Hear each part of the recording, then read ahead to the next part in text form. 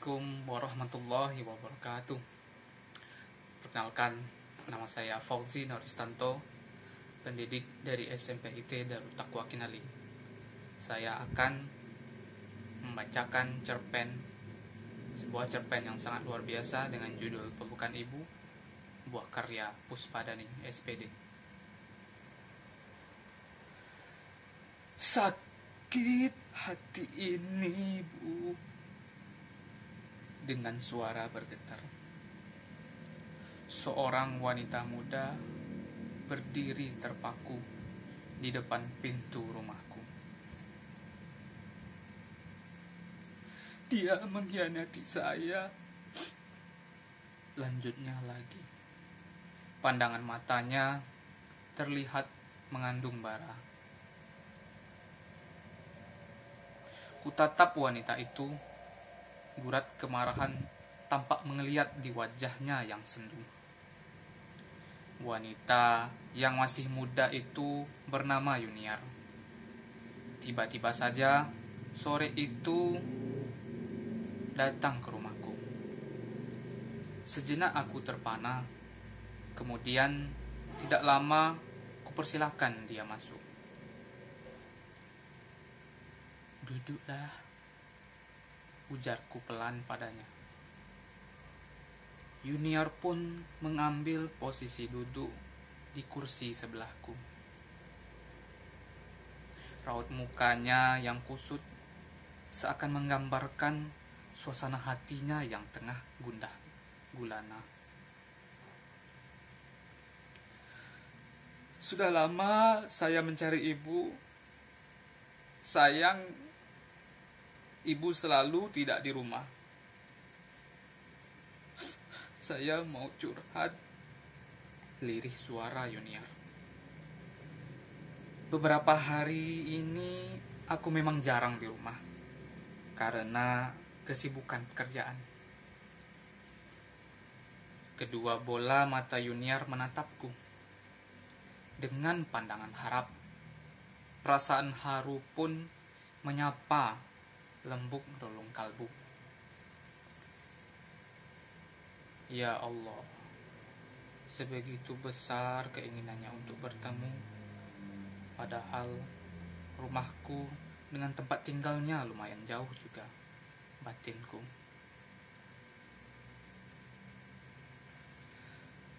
Saya sudah tidak memiliki ibu. Beliau menghilang entah kemana. Saya merasa hanya pada ibu seoranglah pedih ini bisa dibagi. Racaunya yang membuatku terkesima. Kupandangi wajah wanita muda yang bernama Yuniar itu. Sekali lagi, tak kutemukan kebohongan di wajahnya yang lugu.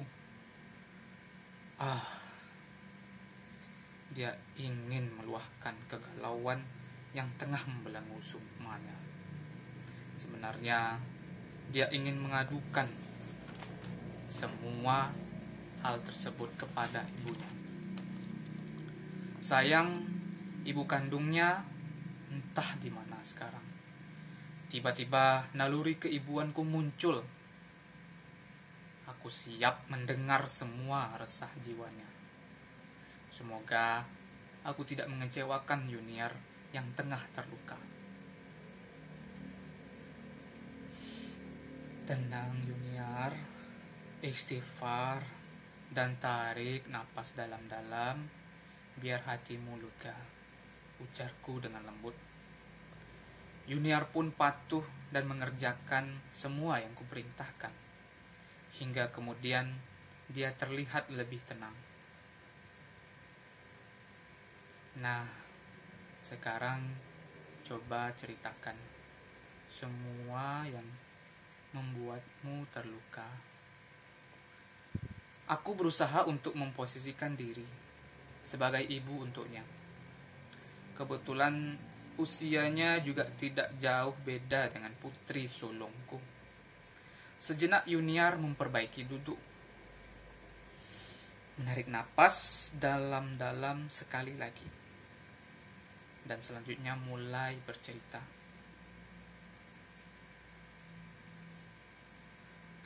Saya tertipu, Bu. Saya yang telah rela menerima suami apa adanya, malah dia mengkhianati saya. Katanya dengan suara serak. Kutatap mata Yuniar yang basah sambil mengelus pundaknya. Serasa ingin kualirkan kekuatan pada diri wanita belia itu. Selain itu, aku juga ingin meyakinkan Yuniar bahwa dia tidak sendiri. Ada aku, seorang ibu yang siap menampung kegalauan hatinya. Dengan gamblang, Yuniar bercerita tentang luka yang ditorehkan oleh lelaki yang dicintainya. Dia merasa tertipu. Dulu dirinya mau diajak menikah karena penampilan suaminya itu tampak alim dan baik perilakunya. Yuniar pun rela untuk diajak susah. Kebetulan pekerjaan sang suami berjualan ikan. Maka dengan penuh keikhlasan, Yuniar membantu mempekerjakan suaminya berdagang. Tidak memegang sepeser uang pun pernah dicobanya. Namun dia tetap berusaha untuk bersabar. Demikian antara lain curahan hati Yuniar yang dia luahkan kepadaku. Saya tidak masalah hidup miskin, asal dia jujur dan sayang kepada saya, Bu. Isaknya keluh dengan air mata yang berlinang. Terenyuh hatiku mendengar cerita Yuniar. Aku tahu dan dapat merasakan dia wanita yang baik serta apa adanya. Perih yang dirasakan Yuniar saat ini sepertinya ikut pula mengiris hatiku. Di sela-sela bercerita, sesekali Yuniar menyeka air mata yang berderai di pipinya yang tulus. Perasaan iba semakin menyergap hati. Juga sepertinya Yuniar merindukan sosok ibu yang telah meninggalkannya semenjak masih kanak-kanak. Lihat wajah saya, Bu. Banyak hitam-hitamnya, Bu. Isak Yuniar sambil meraba mukanya. Kuperhatikan wajah Yuniar dengan seksama. Memang benar, kulit mukanya tampak menghitam. Saya berjualan ikan setiap hari di bawah terik matahari. Ujarnya masih terisak. Tangis Yuniar semakin menjadi. Tak bisa dia tahan. Hatiku pun bertambah luruh. Tak terasa air mataku ikut pula berlinang. Namun cepat-cepat ku hapus. Jangan sampai dia tahu sebenarnya aku juga seorang wanita yang rapuh. Aku mesti tampil kuat di depan Yuniar. Aku terus berusaha untuk menenangkannya, memberi nasihat agar dia tenang dan bersabar. Berpasrah dan berserah dirilah kepada Allah Subhanahu wa Ta'ala, ujarku seraya memeluk bahunya. Ku ambil gelas berisi air hangat yang tadi ku hidangkan di meja. Lalu ku berikan kepada Yuniar. Dia pun meneguk air itu. Tatap matanya terlihat jauh menerawang. Kelelahan dan rasa tak berdaya jelas tergambar di wajahnya. Semua yang dipaparkan Yuniar sungguh membuatku miris. Kaumku yang mestinya disayang dan dihargai ini malah dilecehkan. Aku yakin kisah Yuniar baru segelintir dari cerita kaumku yang tersakiti. Itukah yang dinamakan suratan takdir? Beberapa kali kalimat istighfar mengalir di bibirku.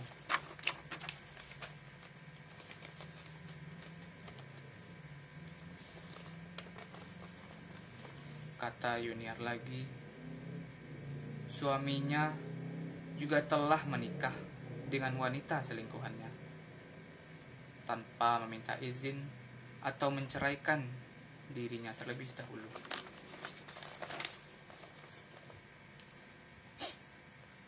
Yang lebih menyakitkan, suami saya mengucapkan kata cerai untuk saya di depan istri barunya, Bu. Ungkapnya terbata. Aku semakin geleng-geleng kepala mendengar cerita Yuniar. Tega sekali laki-laki itu. Apa tidak terpikirkan olehnya andai hal itu terjadi pada ibu atau saudara perempuannya? Wanita muda yang malang. Semoga dia bisa kuat dan tegar melewati semua ini. Perasaan takut tiba-tiba menghantuiku. Yuniar akan melakukan hal-hal buruk. Sebab katanya, dia tidak bisa melupakan laki-laki yang telah mencampakkannya, serta pikirannya buntu sekarang. Akhirnya, Yuniar pun berhenti bercerita. Mungkin kegundahan hatinya yang sudah ia tumpahkan semua, kubiarkan dia menangis sepuas-puasnya. Mudah-mudahan itu dapat membuatnya lega. Kemudian tangis Yuniar pun melambat hingga menyisak-isakkan seperti isak-isakan kecil. Kuulurkan tisu untuk menghapus air mata yang masih menggelinang di pipinya. Pelan-pelan aku mulai memasukkan rasa agar dia bersabar. Semua sudah takdir dari Allah Subhanahu wa taala. Dia harus menjalani dengan ikhlas, juga mesti yakin bahwa segala akan indah pada waktunya. Yuniar tampak mulai mencerna semua yang kuutarakan. Ya, wajahnya pun berangsur tenang dan mencoba untuk tersenyum. Meskipun sedikit agak dipaksa, sesekali kepalanya mengangguk-angguk, mengiyakan semua yang kusampaikan. Semoga nasihat yang kuberikan bisa meringankan kegundahan hatinya. Selanjutnya, kupersilakan Yuniar mencicipi kue yang terhidang di meja. Kualihkan pembicaraan, berharap dia bisa melupakan sejenak perih hatinya. Alhamdulillah, wajahnya semakin cerah, pertanda suasana hati menjadi mulai membaik. Akhirnya Yuniar pun berpamitan, memelukku dengan erat dan ucapan terima kasih berulang kali keluar dari bibirnya. Terima kasih atas kesediaanku yang berkenan menerima curahan hatinya yang panjang lebar. Aku mengantar Yuniar hingga pintu. Tak lupa ku ingatkan sekali lagi agar dia tegar, bersabar, dan berserah diri selalu kepada Allah Subhanahu wa taala. Yuniar menganggukkan kepala sambil tersenyum. Ya Allah, semoga dia bisa kuat. Hari ini hari Jumat. Jadwal mingguan taklim ibu-ibu di masjid kampungku. Subhanallah. Di dalam majelis aku bertemu Yuniar.